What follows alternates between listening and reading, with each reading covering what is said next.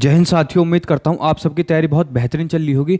आज की job update है आपकी इंडियन नेवी की तरफ से, जिसमें आपको कोई रिटन एग्ज़ाम नहीं देना है, सिर्फ आपका एक इंटरव्यू होगा जिसकी मेरिट पे आपका सिलेक्शन होगा, वो भी बहुत बड़ी पोस्ट के लिए। और पोस्ट का नाम है सब लेफ्टिनेंट। बहुत सारे बच्चों का सपना होता है कि हमें कोई ऐसी भर्ती मिल जाए जिसमें हमारा कोई एग्ज़ाम ना हो और हम बहुत ही बड़े पोस्ट पे पहुंच जाएं। अगर आपके भी मन में यही है कि हमको पेपर ना देना पड़े और हमारी बहुत ही अच्छी जॉब लग जाए, तो ये जॉब आपके लिए है। वीडियो के एंड तक जरूर देखना, सारी चीज़ें इसमें बताऊंगा कि आपकी अप्लाई कब से होंगे, एज क्राइटेरिया बताऊंगा, क्योंकि नेवी में अलग अलग ब्रांच के लिए अलग अलग एज मांगी गई है। तो वीडियो के एंड तक जरूर देखना। चलिए, जो टोटल पोस्ट हैं आपकी वो हैं आपकी 254, ठीक है। और इसमें एलिजिबिलिटी बात करेंगे आपकी क्वालिफिकेशन की भी सारी, ठीक है। तो आपकी जो जॉब अपडेट आई है वो आई है आपकी इंडियन नेवी की तरफ से। इसका ऑफिशियल नोटिस है, वही मैंने यहाँ पे आपके लिए लगा दिया है। जो आपकी अप्लाई डेट होगी वो रहेगी आपकी 24 जनवरी और जो आपकी लास्ट डेट रहेगी वो रहेगी आपकी 10 मार्च। चलिए, और यहाँ पे मैं आपको एक बात बता दूँ, यदि आप unmarried man and unmarried women तभी आप इसके लिए अप्लाई कर सकते हैं। यदि आप अनमैरिड हैं तभी इस वीडियो को देखें, वरना आप अपना समय खराब ना करें, ठीक है। चलिए देखते हैं। आपकी जो ऑनवर्ड पोस्टिंग होगी वो भी डेट दे दी गई है कि आपकी जो ट्रेनिंग चालू होगी वो रहेगी आपकी जनवरी 2025 से लेकर के। और एलिजिबिलिटी कंडीशन देखें तो इसमें आपकी ब्रांच दे रखी है, यानी कैडर दे रखा है, और इधर आपकी दे रखी है एलिजिबिलिटी, और इधर आपकी दे रखी है वैकेंसी, जेंडर, मेल के लिए कितनी वैकेंसी है, फीमेल के लिए कितनी वैकेंसी है, और साथ में इधर दे रखा है आपकी डेट ऑफ बर्थ आपकी। चलिए देखते हैं। जनरल सर्विस के लिए आपकी होनी चाहिए एलिजिबिलिटी, यानी कि आपकी क्वालिफिकेशन बीटेक होनी चाहिए, साथ में आपके 60% नंबर होने चाहिए, और आप इसकी जो टोटल वैकेंसी है वो है आपकी 50। फीमेल के लिए आपकी 15 वैकेंसी रिजर्व हैं। आपकी जो डेट ऑफ बर्थ होनी चाहिए वो होनी चाहिए 2 जनवरी 2000 से लेकर के 1 जुलाई 2005 तक।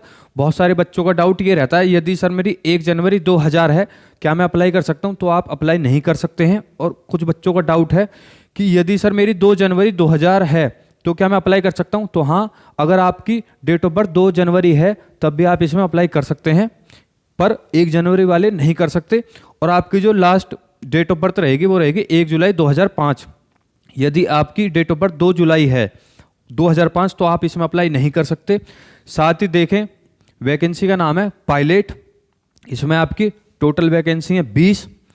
नेवल एयर ऑपरेशन ऑफिसर, जिसे हम नाव भी बोल देते हैं, एटीसी एयर ट्रैफिक कंट्रोल, तो आपकी पायलट की है 20 वैकेंसी, नाव की है आपकी 18 वैकेंसी, एटीसी की आपकी 8 वैकेंसी। और इन तीनों पोस्ट के लिए आपकी एलिजिबिलिटी होनी चाहिए, यानी कि आपकी क्वालिफिकेशन होनी चाहिए बीटेक। बीटेक में आपके 60% नंबर हो, ठीक है।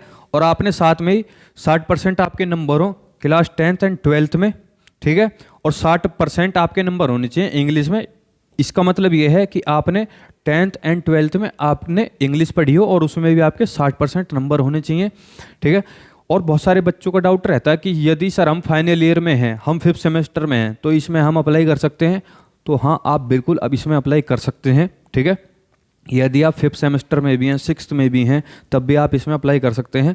तो देखते हैं। पायलट में आपकी मैन एंड वुमेन के लिए दोनों के लिए वैकेंसी है। मैक्सिमम जो वुमेन के लिए वैकेंसी रहेंगी वो रहेंगी 6, और इसमें आपकी डेट ऑफ बर्थ 2 जनवरी 2001 से लेकर के 1 जनवरी 2006 तक। और नाव के लिए देखें तो आपकी 2 जनवरी 2001 से लेकर 1 जनवरी 2006 तक। एटीसी के लिए देखें तो एयर ट्रैफिक कंट्रोल के लिए मैन एंड वुमेन दोनों के लिए है 2 जनवरी 2000 से लेकर के आपकी 1 जनवरी 2004 तक, ठीक है। तो उम्मीद करता हूं कि आपने सारी की सारी अब तक की सारी पोस्ट देख ली हैं, उनकी क्वालिफिकेशन भी देख ली है, टोटल वैकेंसी कितनी है, मेल के लिए कितनी है, फीमेल के लिए कितनी है, और उनकी डेट ऑफ बर्थ कब से कब तक मांगी गई है। चलिए आगे देखते हैं। और भी वैकेंसी हैं। ये जो आपकी वैकेंसी है ये है आपकी एग्जीक्यूटिव ब्रांच के लिए, और ये जो 2 वैकेंसी हैं ये भी आपकी एग्जीक्यूटिव ब्रांच की हैं।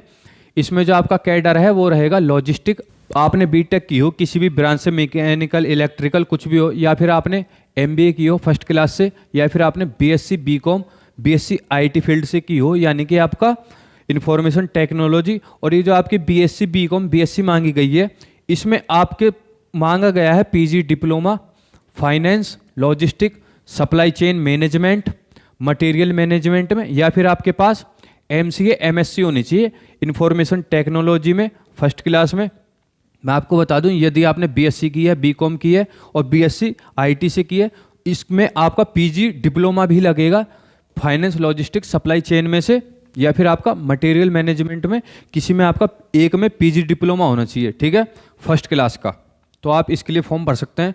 टोटल वैकेंसी जो आपकी हैं इसमें 30 है, और वुमेन के लिए यानी फीमेल के लिए आपकी 9 vacancy max to max reserve है। और इसमें आपकी डेट ऑफ बर्थ जो है 2 जनवरी 2000 से लेकर के 1 जुलाई 2005 तक है। साथ में बात कर ले नेवल आर्मामेंट इंस्पेक्टरेट कैडर की यानी कि NAIC की, तो इसमें आपकी जो बीटेक दे रखी है, आपकी बहुत सारी ब्रांच हैं, वो एक एक करके हम देख लेते हैं। आपकी बीटेक होनी चाहिए 60% मार्क्स के साथ, मैकेनिकल विद ऑटोमेशन, इलेक्ट्रिकल, या फिर आपकी electronics and electrical, electronics, micro electronics, instrumentation, electronics and communication, electronics and telecommunication, instrument and control engineering, production, industrial production, industrial engineering, applied electronics and instrumentation and electronics and instrumentation, information technology, computer science, computer engineering, computer application, metrological, chemical material science, aerospace, aeronautical engineering, या फिर आपके पास post graduate होना चाहिए आप electronic physics में, आपकी किसी में एक में पोस्ट ग्रेजुएशन होनी चाहिए, साथ में आपके 60% नंबर हो। इसमें आपकी जो टोटल वैकेंसी हैं वो 10 हैं। इसमें ये नहीं बताया गया है कि मेल के लिए कितनी वैकेंसी है और फीमेल के लिए कितनी है। और इसमें जो आपकी डेट ऑफ बर्थ मांगी गई है 2 जनवरी 2000 से लेकर के 1 जुलाई 2005 तक, ठीक है। चलिए आगे देखते हैं। एजुकेशन ब्रांच से जो आपकी वैकेंसी निकली है, इसमें आपकी 60% मार्क्स होने चाहिए MSc में, और आपने मैथमेटिकल ऑपरेशन रिसर्च से आपने MSc की हो, साथ में आपकी फिजिक्स हो BSc के अंदर, तभी आप इसमें अप्लाई कर सकते हैं। या फिर इसमें आपका ऑप्शन है आपके 60% नंबर हो MSc में और आपकी BSc से मैथ हो, तब भी आप इसमें अप्लाई कर सकते हैं। और आपके 60% नंबर हो BSc में, या फिर आपने केमिस्ट्री और फिजिक्स के साथ आपने BSc की हो, तभी आप इसमें अप्लाई कर सकते हैं। या फिर इसके लिए एक और क्वालिफिकेशन मांगी गई है बीटेक, अब में आपके 60% नंबर होने चाहिए, और जो आपकी ब्रांच हो वो हो आपकी मैकेनिकल इंजीनियरिंग।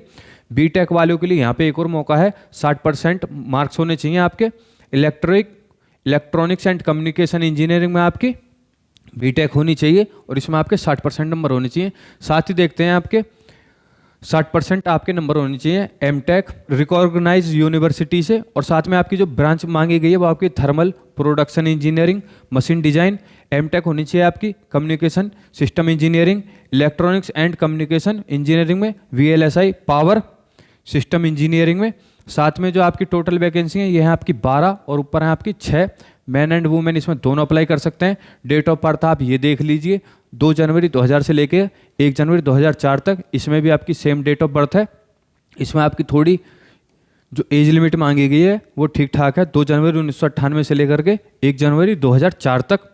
साथ बात कर लेते हैं आपकी टेक्निकल ब्रांच की, तो इसमें आपकी इंजीनियरिंग ब्रांच जनरल सर्विस, ठीक है, और आपकी electrical branch general service, naval constructor, ये आपकी एलिजिबिलिटी है। आप इसका स्क्रीनशॉट ले लीजिए, ठीक है। टोटल जो वैकेंसी आपकी इसमें 30 हैं, इसमें आपकी 50 हैं, इसमें आपकी 20 हैं, और आपकी जो 9 वैकेंसी रिजर्व हैं इंजीनियरिंग ब्रांच से, और आपकी 15 वैकेंसी रिजर्व है महिला के लिए इलेक्ट्रिकल ब्रांच से, और इसमें आपके रिजर्वेशन नहीं दे रखा है। इसमें आपकी डेट ऑफ बर्थ है 2 जनवरी 2000 से लेकर के 2005 तक, इसमें 2 जनवरी 2000 से लेकर 1 जुलाई 2005 तक, और इसमें आपकी 2 जनवरी 2000 से लेकर के 1 जुलाई 2005 तक। ये आप स्क्रीनशॉट ले लीजिएगा, देख लीजिए आप इसमें एलिजिबल हैं या नहीं, ठीक है। मतलब आप ये मान लीजिए अगर आपने बीटेक किया है किसी भी ब्रांच से तो आप इसके लिए एलिजिबल हैं, ठीक है। चलिए आगे देख लेते हैं। इसमें आपकी एक है मर्चेंट नेवल की भी इसकी भर्ती है, साथ में आपका इसमें एक सर्टिफिकेट मांगा गया है ministry of shipping and transport का सर्टिफिकेट होना चाहिए आपके पास, सेकंड मेट का या फिर मास्टर का। और आपकी जो डेट ऑफ बर्थ मांगी गई है इसमें जो आपकी एज रिलैक्सेशन है वो बहुत ही ज़्यादा है, 2 जनवरी 1995 से लेकर के 1 जुलाई 2005 तक। या फिर आपके पास सर्टिफिकेट होना चाहिए first class engineering of steamship by government of India, और आपकी जो डेट ऑफ बर्थ हो वो 2 जनवरी 1995 से लेकर के 1 जुलाई 2005 तक होनी चाहिए। साथ में बात कर लेते हैं कॉमर्शियल पायलट लाइसेंस, इसमें होना चाहिए। ये मांगा गया है आपके पायलट के लिए। जिसके पास ये है CPL यानी कि कॉमर्शियल पायलट लाइसेंस है, तो वो पायलट के लिए अप्लाई कर सकता है, ठीक है। इसमें जो आपकी डेट ऑफ बर्थ मांगी गई है 2 जनवरी 2000 से लेकर के 1 जनवरी 2006 के बीच आपकी डेट ऑफ बर्थ होनी चाहिए। साथ ही बात करते हैं जिसके पास NCC का C लेवल का सर्टिफिकेट है, उसको पूरी की पूरी प्रक्रिया में मेरिट लिस्ट में 5% नंबर एक्स्ट्रा मिलेंगे। जैसा कि यहाँ पे लिखा भी है कि कट ऑफ जब भी इसकी लगेगी उसमें आपको 5% नंबर ज़्यादा मिलेंगे। आपके पास NCC का C लेवल का सर्टिफिकेट होना चाहिए और उसमें आपकी ग्रेड B होनी चाहिए, ठीक है। चलिए आगे देखते हैं। इसमें मैंने आपको बता दिया है कि इसमें लिखा है कौन कौन अप्लाई कर सकता है। तो जो मैंने आपको ब्रांच बता दी है, BTech की हो, MSc की हो, BC हो, BCom हो, तो इसमें आप अप्लाई कर सकते हैं। और साथ में आपके इसमें क्या होने चाहिए, 60% नंबर होने चाहिए। यहाँ पे भी यही लिखा है यदि आपने डिग्री की है इंजीनियरिंग की तब भी आप अप्लाई कर सकते हैं और आपके पास 60% नंबर होने चाहिए। आगे देख लेते हैं कि आपका, चलिए आगे देख लेते हैं आपका जो आपका फाइनल रिजल्ट होगा वो इस वाली वेबसाइट पर आएगा, officer@navy.gov.in। तो यदि आपका रिजल्ट बनता है तो आप इस पे जाके चेक कर सकते हैं, ठीक है। और आगे देख लेते हैं हम, जो आपकी क्वालिफिकेशन होनी चाहिए वो आपकी 20 जनवरी 2024 तक आपकी क्वालिफिकेशन यानी आपकी फाइनल ईयर ख़त्म हो जानी चाहिए। यदि आप अभी भी 5th सेमेस्टर में 6th सेमेस्टर में हैं तो आपकी ग्रेजुएशन 20 दिसंबर 2024 तक हो जानी चाहिए, तब आप इसके लिए एलिजिबल हैं, आपको ज्वाइनिंग मिल जाएगी सीधा आपके सब लेफ्टिनेंट की पोस्ट पर, ठीक है।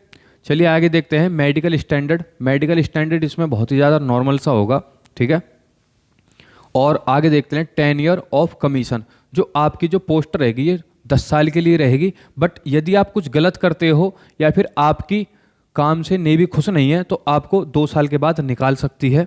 सिलेक्शन प्रोसेस की बात करें तो आपका जो सिलेक्शन प्रोसेस होगा, जितने भी आपके नंबर बन रहे हैं अब तक BTech में, और उसके मेरिट बेस पर आपकी एक मेरिट लिस्ट बनेगी जिसमें आपको SSB की तरफ से, ठीक है, SSB की तरफ से इंटरव्यू लिया जाएगा और उस इंटरव्यू के लिए फाइनल मार्क्स आपके जोड़े जाएंगे, तब आपका सिलेक्शन इसमें हो जाएगा, ठीक है।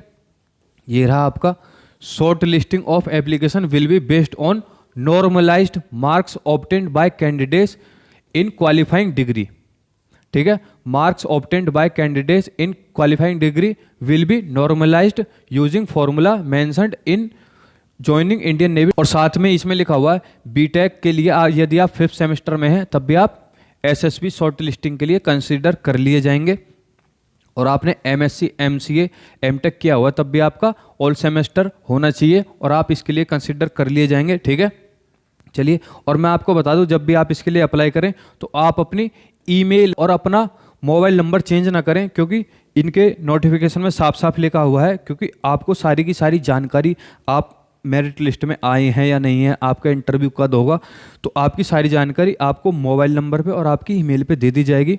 यदि आप फॉर्म फिल करें तो साइबर कैफ़े वाले से यदि आप फॉर्म फिल कराएं तो उसको भी अपनी ईमेल डालने के लिए बोलना और अपना ही मोबाइल नंबर उसमें डलवाना जिस पे आप चेक कर सको। चलिए आगे देखते हैं, जो आपकी सैलरी रहेगी वो रहेगी आपकी 56,100 से लेकर के 1 लाख तक। ये आपकी बिल्कुल बेसिक सैलरी है। चलिए आगे देखते हैं, ये जो आपकी इस वेबसाइट पे जाके आप फॉर्म भर सकते हैं, ठीक है। और साथ ही मैं आपको बता दूं जो भी आपके सर्टिफिकेट रहेंगे, यानी आपका नाम, डेट ऑफ बर्थ, सब आपकी क्या होनी चाहिए, जो आपका मैट्रिक्स सर्टिफिकेट है उसी हिसाब से आप अपना नाम, डेट ऑफ बर्थ और सारी चीज़ें आप उसी के बेस पर भरना, वही आपकी सही मानी जाएंगी, ठीक है। चलिए देखते हैं। और मैं आपको एक बात बता दूं, इसमें यदि आपने कुछ भी इसमें गलती कर दी है तो नेवी आपको फॉर्म करेक्शन करने के लिए एलिजिबल नहीं रखेगी, आपको फॉर्म बस एक ही बार भरना है, ठीक है। इस वीडियो में इतना ही था। मैंने नेवी से रिलेटेड आपको एक एक जानकारी दे दी होगी और उम्मीद करता हूँ कि आपको ये वीडियो सारी पसंद आ गई होगी। अगर आपको अभी भी कुछ चीज़ें समझ में नहीं आई हैं तो वीडियो में आप कमेंट कर सकते हैं, उसका मैं रिप्लाई कर दूंगा। और यदि आपको ये वीडियो पसंद आई है तो वीडियो को लाइक कर दें, चैनल को सब्सक्राइब कर दें और इस वीडियो को ज़्यादा से ज़्यादा शेयर कर दें। जय हिंद, जय भारत।